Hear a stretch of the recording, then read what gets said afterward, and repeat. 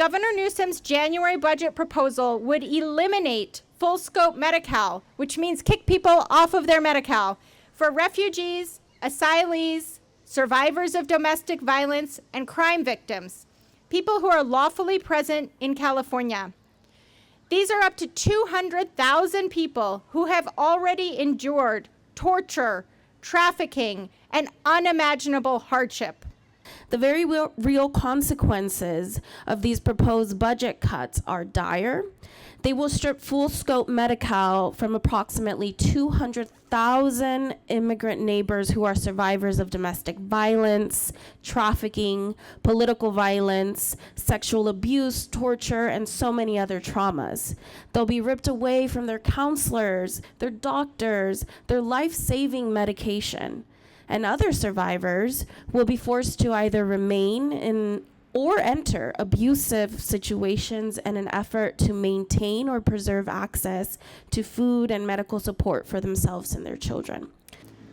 Denying Medi-Cal to people with asylee or refugee status will mean more people coming through emergency departments for conditions that could have been treated, that could have been preventable. It will mean more people who are treated in the hospital, and I care for them.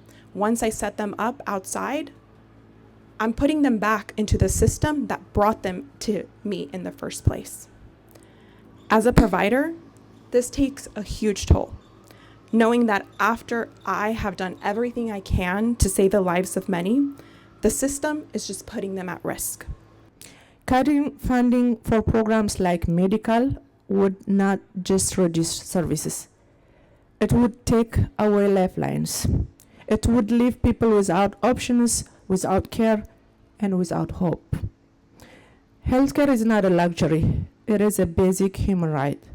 And protecting it means protecting lives like mine and like many people I serve every day. Looking at Governor Newsom's proposed January budget, we see a shockingly cruel policy that eliminates access to full-scope Medi-Cal for the most vulnerable people in our state. And that's refugees, asylees, domestic violence survivors, and holders of visas for crime victims. And for LGBTQ plus people, the stakes are even higher. Across the world, LGBTQ plus people are still criminalized, targeted, and in some cases killed simply for who they are or who they love.